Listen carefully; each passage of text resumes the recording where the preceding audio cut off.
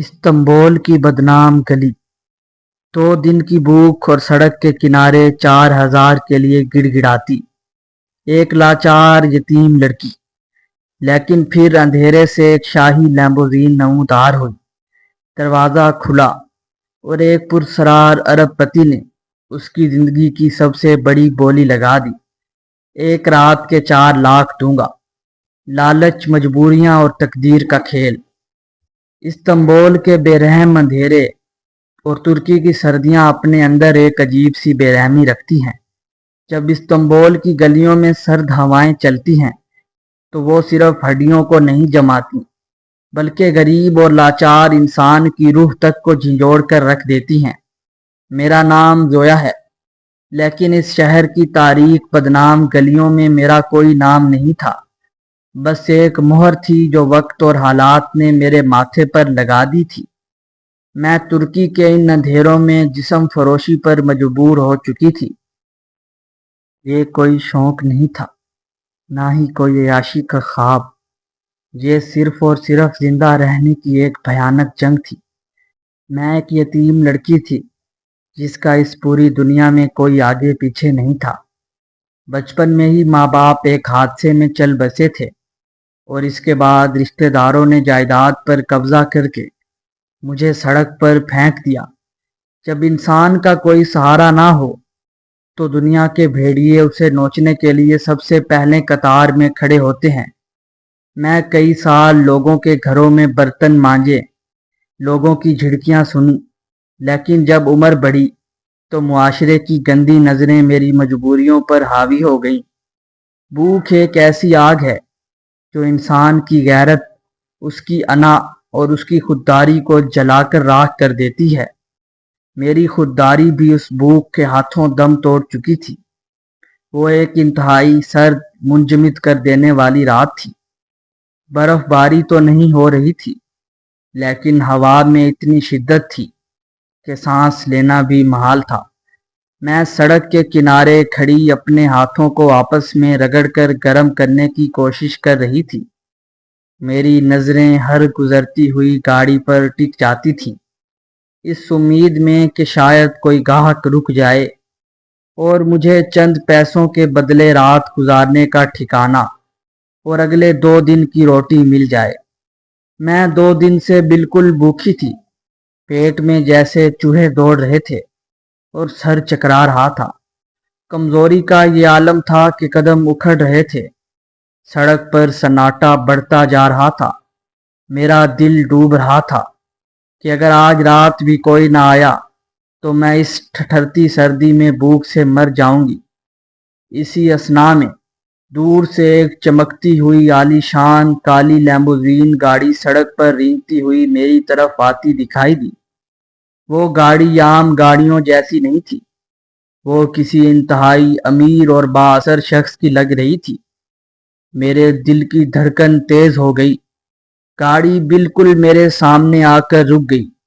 لیمبوزین کے سیاہ شیشے نیچے نہیں ہوئے، لیکن اس کا رکنا ہی میرے لیے ایک اشارہ تھا۔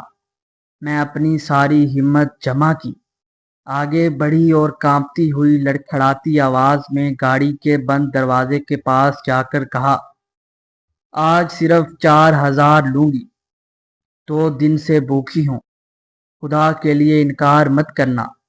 میری آواز میں لاچاری اور بھوک کا درد صاف جھلک رہا تھا۔ چند سیکنڈ کا خاموش وقفہ گزرا جو مجھے صدیوں جیسا لگا۔ پھر اچانک گاڑی کا پچھلا دروازہ کھلا، گاڑی کے اندر کی مدھم لائٹ آن ہوئی۔ ایک لمبا سوٹڈ بوٹڈ باوقار لیکن انتہائی پرسرار سا آدمی گاڑی سے نیچے اترا۔ اس کے چہرے پر ایک عجیب سا سکون اور سرد مہر تھی، جیسے اسے دنیا کے کسی غم کا اندازہ ہی نہ ہو۔ اس نے سر سے پاؤں تک میری حالت دیکھی، میری پھٹی ہوئی پرانی جیکٹ، نیلے پڑتے ہوئے ہونٹ اور کانپتا ہوا وجود۔ اس کی آنکھوں میں کوئی ہوس نہیں تھی، بلکہ ایک گہرا محاسبہ تھا، جیسے وہ میری روح کے پار دیکھ رہا ہو۔ اس نے اپنی مہنگی اوور کوٹ کی جیب میں ہاتھ ڈالا، ایک گہرا سانس لیا اور سگریٹ کا دھواں ہوا میں اڑاتے ہوئے انتہائی پاٹدار آواز میں بولا، تمہیں ایک رات کے 4 لاکھ دوں گا، لیکن میری ایک شرط ہے، لیموزین کا بند کمرہ اور سودا 4 لاکھ۔ یہ رقم میرے لیے اتنی بڑی تھی کہ مجھے لگا جیسے میں کوئی خواب دیکھ رہی ہوں یا میرا دماغ بھوک کی وجہ سے مفلوج ہو چکا ہے۔ استنبول کی ان گلیوں میں 4,000 ملنا مشکل ہوتا تھا، اور یہ اجنبی مجھے ایک رات کے 4 لاکھ روپے دینے کی بات کر رہا تھا۔ میری آنکھیں پھٹی کی پھٹی رہ گئیں۔ بھوک اور خوف کے ملے جلے جذبات کے ساتھ میں نے تھوک نگلا اور پوچھا، شرط؟ کیسی شرط؟ اس نے گاڑی کے اندر بیٹھنے کا اشارہ کیا اور کہا، پہلے اندر آؤ، باہر بہت سردی ہے، باقی بات گاڑی میں ہوگی۔ میں بغیر کچھ سوچے سمجھے گاڑی کے پچھلے حصے میں بیٹھ گئی۔ گاڑی کے اندر کا ماحول باہر کی دنیا سے بالکل مختلف تھا۔ وہاں ایک ہیٹر چل رہا تھا جس کی گرمائش نے میرے منجمد وجود میں زندگی دوڑا دی۔ سیٹیں اتنی نرم تھی کہ مجھے لگا میں کسی مخمل کے بستر پر بیٹھی ہوں۔ وہ آدمی میرے سامنے والی سیٹ پر بیٹھ گیا۔ اس نے گاڑی کے ڈرائیور کو آگے بڑھنے کا اشارہ کیا۔ میرا نام مراد ہے، اس نے بات کا آغاز کیا، اور میں تمہیں یہ رقم کسی عیاشی یا ہوس کے لیے نہیں دے رہا۔ مجھے ایک رات کے لیے ایک ایسی لڑکی کی ضرورت ہے جو ایک کھیل میں میرا ساتھ دے سکے، ایک ایسا کھیل جہاں زندگی اور موت کا فیصلہ ہونا ہے۔ کیسا کھیل؟ میں نے ڈرتے ہوئے پوچھا۔ میرا ہاتھ اب بھی لیموزین کے چمڑے کی سیٹ کو مضبوطی سے پکڑے ہوئے تھا۔ مراد نے ایک بریف کیس کھولا جس کے اندر کڑکتے ہوئے نوٹوں کی گڈیاں بھری ہوئی تھی۔ اس نے 4 گڈیاں نکال کر میرے سامنے لکڑی کے چھوٹے سے میز پر رکھ دی۔ یہ 2 لاکھ ابھی تمہارے ایڈوانس ہیں، باقی 2 لاکھ کام ختم ہونے کے بعد ملیں گے۔ شرط یہ ہے کہ آج رات تمہیں استنبول کے سب سے بڑے اور مہنگے ہوٹل میں میرے ساتھ ایک گرینڈ پارٹی میں چلنا ہے۔ وہاں تمہیں یہ ظاہر کرنا ہوگا کہ تم میری منگیتر ہو، ایک انتہائی امیر اور خاندانی لڑکی جو حال ہی میں لندن سے آئی ہے۔ تمہیں وہاں موجود کسی بھی شخص کے سامنے یہ ظاہر نہیں ہونے دینا کہ تمہارا پس منظر کیا ہے۔ اگر کسی کو بھی شک ہوا تو نہ صرف یہ رقم واپس لے لی جائے گی بلکہ اس کے نتائج بھی بہت برے ہوں گے۔ میں نے نوٹوں کی طرف دیکھا اور پھر مراد کی آنکھوں میں جھانکا۔ اس کی آنکھوں میں ایک ایسا راز تھا جسے پڑھنا میرے بس کی بات نہیں تھی، لیکن اس وقت میرے پاس کھونے کے لیے کچھ نہیں تھا۔ بھوک نے میرے سوچنے سمجھنے کی صلاحیت پہلے ہی ختم کر دی تھی، اور یہ رقم میری پوری زندگی بدل سکتی تھی۔ میں اس سڑک کی ذلت سے نکلنا چاہتی تھی، چاہے اس کے لیے مجھے جان کی بازی ہی کیوں نہ لگانی پڑے۔ میں نے سر ہلایا اور کہا، مجھے منظور ہے، وہ سب کروں گی جو آپ کہیں گے۔ مراد کے چہرے پر ایک ہلکی سی مسکراہٹ ابھری جو جتنی پرکشش تھی اتنی ہی پرسرار بھی تھی۔ بہترین، اب ہمارے پاس صرف 2 گھنٹے ہیں۔ تمہیں ایک سڑک کی لاوارث لڑکی سے استنبول کی ملکہ بنانے کے لیے جادوئی تبدیلی اور خاندانی جنگ کا پس منظر۔ گاڑی استنبول کے ایک انتہائی پوش اور مہنگے علاقے میں واقع ایک بڑے بیوٹی سیلون اور ڈیزائنر بوتیک کے سامنے جا کر رکی۔ وہ جگہ عام لوگوں کے لیے نہیں تھی۔ وہاں صرف ترکی کے ارب پتی، شوبز سٹارز اور اشرافیہ لوگ آتے تھے۔ مراد مجھے اندر لے گیا۔ وہاں پہلے ہی کچھ خواتین اس کا انتظار کر رہی تھیں، جیسے انہیں پہلے ہی فون پر ہدایات مل چکی ہوں۔ مراد نے ان سے کہا، اسے 2 گھنٹے کے اندر استنبول کی سب سے خوبصورت اور باوقار خاتون بنا دو۔ لباس، جویلری، میک اپ، ہر چیز پرفیکٹ ہونی چاہیے۔ اس کی چال اور ڈھال سے عمارت ٹپکنی چاہیے۔ اگلے 2 گھنٹے میرے لیے کسی جادوئی اور سحر انگیز کہانی کی طرح تھے۔ مجھے ایک وی آئی پی روم میں لے جایا گیا، جہاں سب سے پہلے مجھے گرم پانی سے غسل دیا گیا۔ پھر میرا میک اپ شروع ہوا۔ ڈیزائنرز نے میرے لیے ایک گہرے کالے رنگ کا ریشمی میکسی لباس منتخب کیا، جس پر قیمتی ہیرے جڑے ہوئے تھے۔ جب میں نے وہ لباس پہنا اور آئینے کے سامنے کھڑی ہوئی تو مجھے یقین ہی نہیں آیا کہ یہ میں ہی ہوں۔ سڑک پر بھوک سے کانپنے والی، گاہکوں کا انتظار کرنے والی یتیم زویا اب کسی شاہی خاندان کی شہزادی لگ رہی تھی۔ مراد نے کمرے میں داخل ہو کر میرے گلے میں ایک چمکتا ہوا قیمتی ہیرے کا ہار پہنایا اور میرے ہاتھ میں ایک لگژری ہینڈ بیگ تھما دیا۔ خوبصورت، مراد نے مجھے گھورتے ہوئے دھیمی آواز میں کہا، لیکن یاد رکھنا زویا، لباس انسان کا ظاہر بدلتا ہے، اس کا اندرونی خوف نہیں۔ پارٹی میں جب تم داخل ہوگی تو تمہاری گردن سیدھی، کندھے پیچھے اور آنکھوں میں ایک مغرور اعتماد ہونا چاہیے۔ وہاں لوگ تمہاری خوبصورتی سے زیادہ تمہارے اعتماد کو جانچیں گے۔ ہم دوبارہ لیموزین میں بیٹھے اور گاڑی اب استنبول کے سب سے بڑے 5 اسٹار ہوٹل کی طرف بڑھ رہی تھی، جہاں وہ پارٹی منعقد تھی۔ راستے میں مراد نے مجھے اسی خاندان اور ان لوگوں کے بارے میں بتایا جن سے وہاں سامنا ہونا تھا۔ وہاں میرا کزن سرکان ہوگا۔ مراد کے لہجے میں اچانک بارود جیسی تلخی آ گئی۔ وہ ایک بے رحم، مکار اور لالچی انسان ہے۔ اس نے میرے بزنس پارٹنر اور میری فیملی کو دھوکہ دے کر سب کچھ ہڑپنے کی کوشش کی ہے۔ اس نے میرے والد کی اچانک موت کا فائدہ اٹھایا، مجھے بورڈ آف ڈائریکٹر سے باہر نکال دیا۔ آج کی پارٹی اس کی ناجائز کامیابی کا جشن ہے۔ وہ دنیا کو دکھانا چاہتا ہے کہ وہ جیت گیا ہے، اور میں وہاں اسے یہ بتانے جا رہا ہوں کہ مراد ابھی ہارا نہیں ہے۔ تم میری طاقت بن کر میرے ساتھ کھڑی ہوگی۔ تب مجھے پہلی بار سچائی کا اندازہ ہوا کہ یہ 4 لاکھ روپے کسی عیش و عشرت یا تفریح کے لیے نہیں تھے، بلکہ ایک گہری خاندانی جنگ اور خونی انتقام کا حصہ تھے، جس نے مجھے ایک خوبصورت مہرے کے طور پر پیش کیا جا رہا تھا۔ میرا دل ڈر سے بیٹھنے لگا، لیکن اب واپسی کا کوئی راستہ نہیں تھا۔ ہائی سوسائٹی کے منافق چہرے۔ جب ہم ہوٹل کے عظیم و عالی شان ہال میں داخل ہوئے تو وہاں کا ماحول دیکھ کر میری آنکھیں چندھیا گئی۔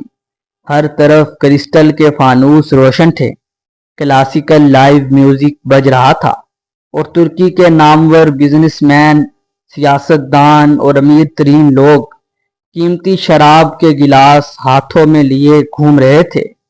جیسے ہی مراد میرا ہاتھ اپنے بازو میں پروئے ہال کے اندر داخل ہوا، پورے ہال میں جیسے ایک سکتہ سا چھا گیا۔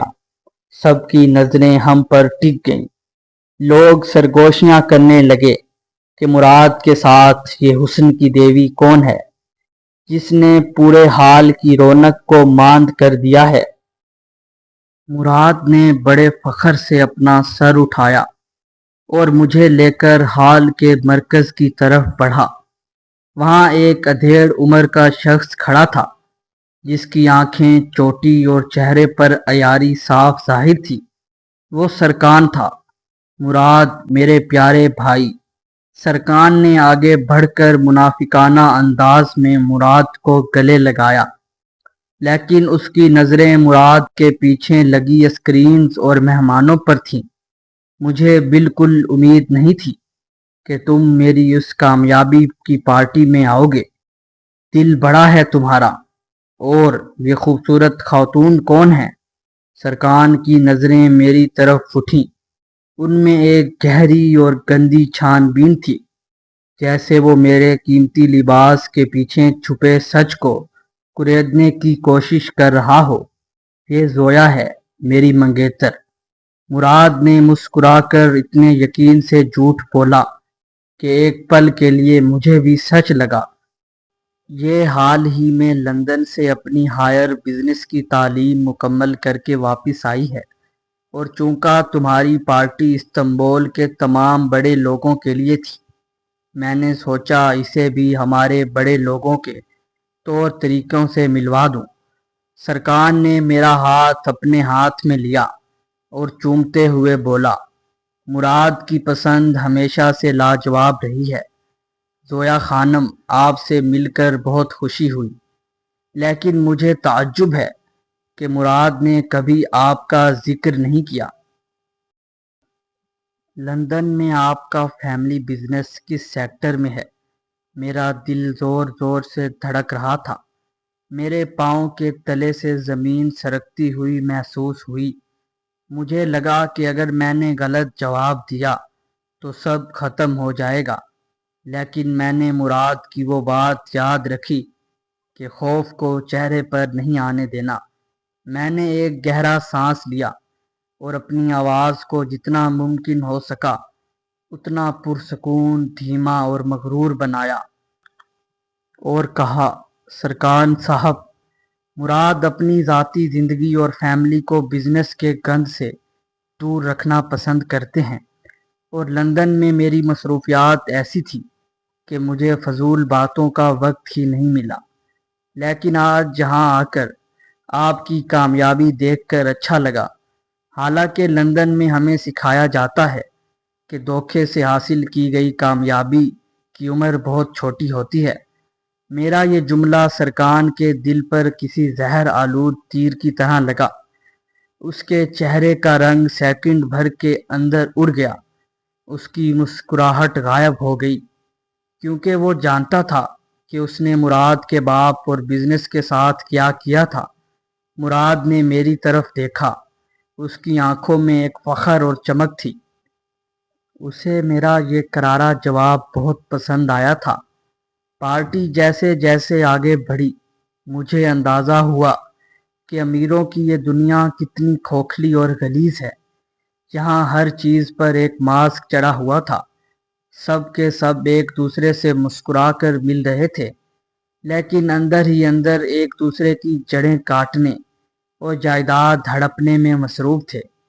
मैं जो कुछ घंटे पहले सड़क पर 4,000 रुपए की मोहताज थी, आज उन लोगों के दरमियान खड़ी थी जो एक साइन पर करोड़ों डॉलर्स का जुआ खेल रहे थे। हवलनाक मोड़ और रुसवाई का तूफान। पार्टी अपने इख्तिताम पर पहुंचने वाली थी कि अचानक हॉल की तमाम लाइट्स मद्धम हो गई और सरकार ने स्टेज पर जाकर माइक संभाला। तमाम मेहमानों की तवज्जो स्टेज की तरफ हो गई। ख़वातीनो हजरात, सरकार ने बुलंद और तमस्खुर आमेज आवाज़ में कहा, आज की रात सिर्फ मेरी कामयाबी की रात नहीं है, बल्कि आज मैं एक और बड़ा सनसनीखेज ऐलान करने जा रहा हूँ। मेरे कज़न मुराद ने हमेशा दावा किया कि वो ख़ानदानी है, असूल पसंद है और मुझसे बेहतर बिजनेसमैन है। लेकिन आज मैं आप सबके सामने ये साबित करूंगा कि मुराद की ना सिर्फ अकल मारी गई है, बल्कि उसका ख़ानदानी इंतखाब किस कदर सस्ता और गिरा हुआ है। हाल में चहमा गोइयाँ शुरू हो गईं। मुराद के चेहरे के तासुरात सख्त और सर्द हो गए। मुझे अपने जिस्म में एक सनसनाहट महसूस हुई। सरकार ने स्टेज के पीछे लगी एक बहुत बड़ी डिजिटल स्क्रीन की तरफ इशारा किया और कहा, मुराद जिसे लंदन से आई हुई मंगेतर जोया खानम कह रहा है, असल में वो कौन है?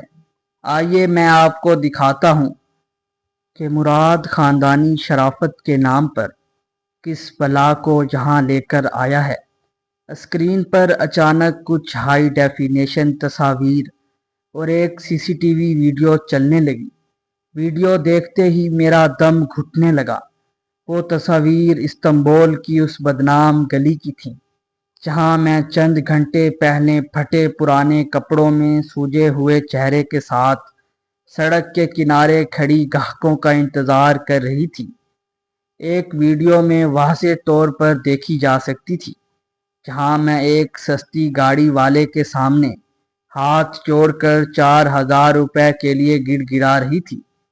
سرکان کے جاسوسوں نے پچھلے 2 گھنٹوں میں میری پوری ہسٹری، میرا پورا پس منظر نکال لیا تھا اور ہوٹل کے آس پاس یا اس گلی کے کیمروں کا ڈیٹا حاصل کر لیا تھا۔ پورے حال میں ایک زوردار ہنگامہ اور شور کھڑا ہو گیا۔ لوگ حقارت، نفرت، صدمے سے میری طرف دیکھنے لگے۔ خواتین نے اپنے منہ پر ہاتھ رکھ لیے۔ ایک سڑک چھاپ اور جسم فروش لڑکی، مراد اسے اپنی منگیتر بنا کر ہمارے بیچ لے آیا۔ یہ تو ہائی سوسائٹی کی توہین ہے۔ سرگوشیاں اب اونچی آوازوں اور کہکہوں میں بدل چکی تھی۔ میرے پاؤں تلے سے زمین نکل گئی، میری آنکھوں سے آنسو بہنے لگے۔ وہ پرانی لاچار زویا جو بھوک سے نڈھال تھی، دوبارہ میرے اندر جاگ اٹھی تھی۔ میرا لباس مجھے لوہے کی زنجیر کی طرح چبھنے لگا۔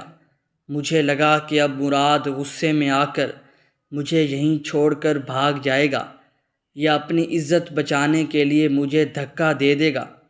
میں نے کانپتے ہوئے مراد کی طرف دیکھا۔ اس کا چہرہ بالکل سپاٹ تھا، لیکن اس کی آنکھوں میں غصے کی بجائے ایک گہرا سکون تھا، جیسے وہ اسی موڑ کا انتظار کر رہا ہو۔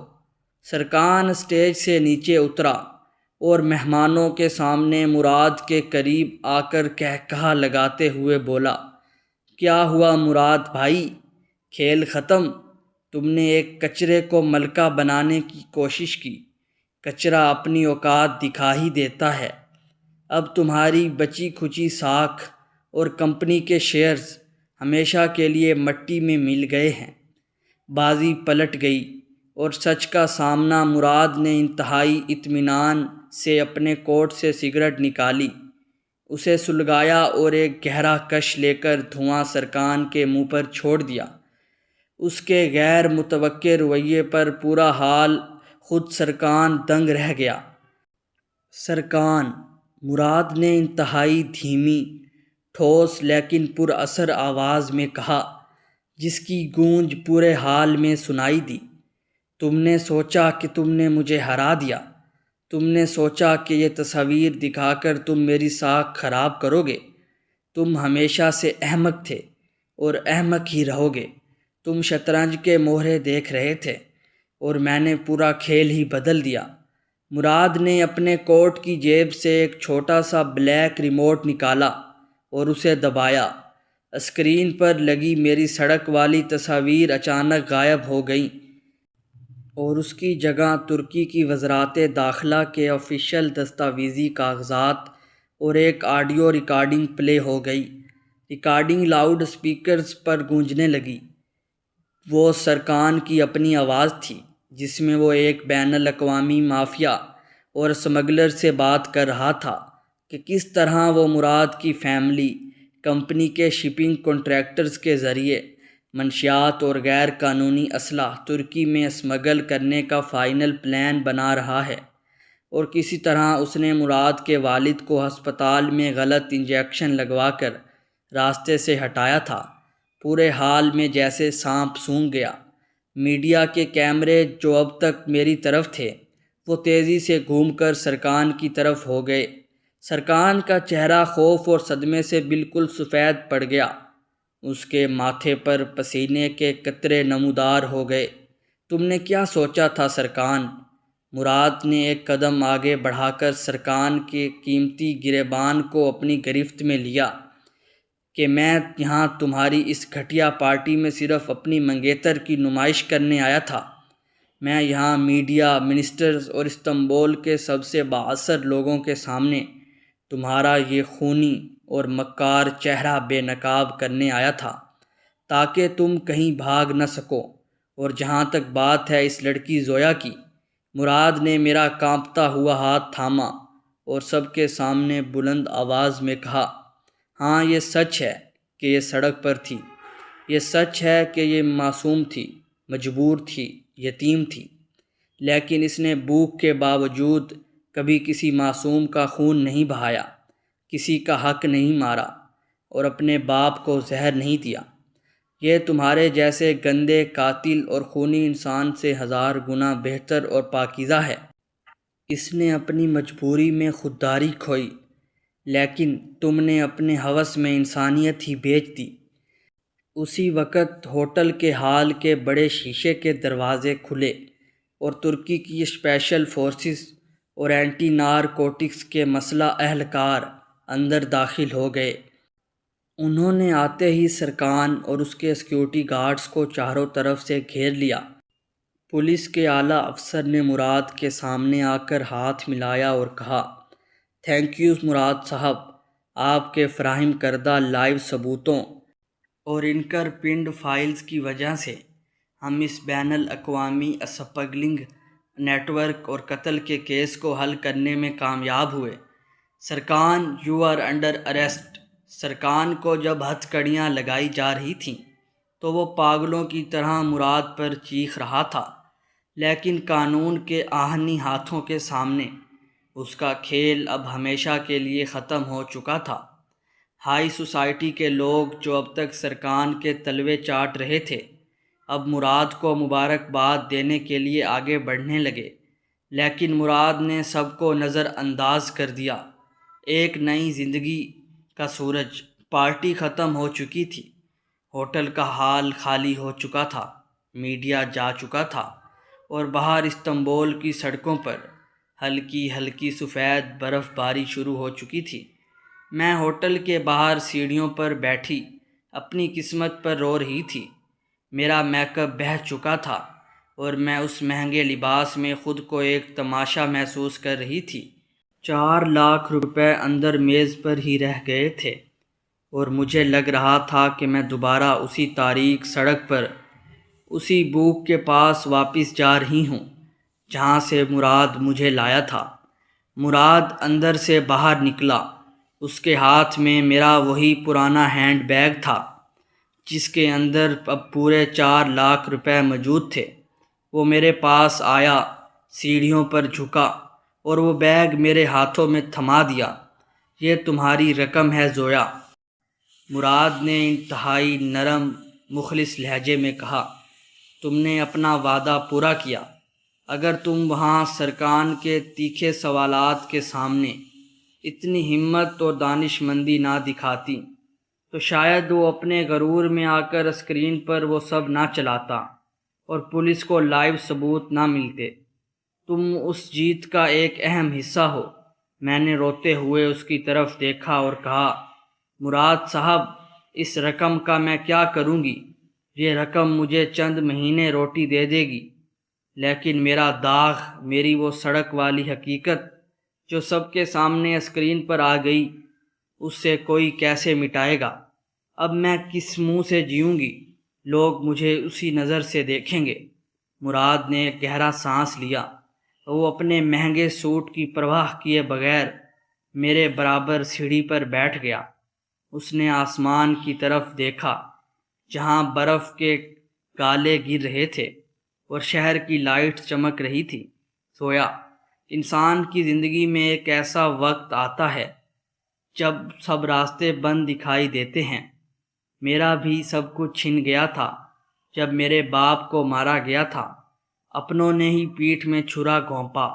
آج میں نے اپنا انتقام پورا کر لیا ہے، لیکن اس پوری جنگ میں مجھے ایک چیز کا احساس ہوا ہے کہ مجبوریاں اور بھوک انسان کو عارضی طور پر گناہ گار یا کمزور بنا سکتی ہیں، لیکن اس کی روح کو گند نہیں کر سکتی۔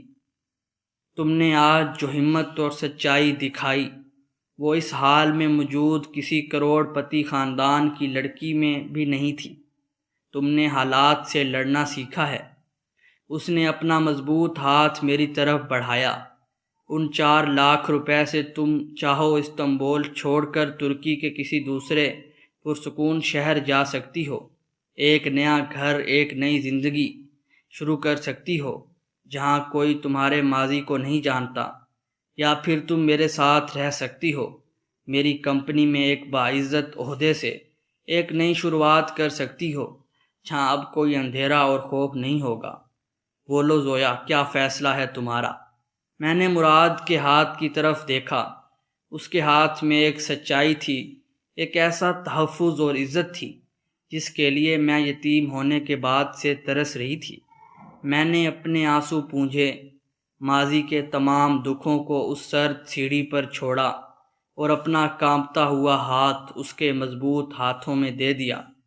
ترکی کی وہ سیاہ سرد رات جس کا آغاز بھوک، لاچاری اور جسم فروشی کے بھیانک اندھیروں سے ہوا تھا، اب ایک نئی امید، ایک نئی عزت اور ایک روشن صبح کے آغاز پر ختم ہو رہی تھی۔ تقدیر نے سڑک کے کنارے کھڑی لڑکی کو ایک رات میں 4 لاکھ روپے، ایک نئی پاکیزہ زندگی دونوں عطا کر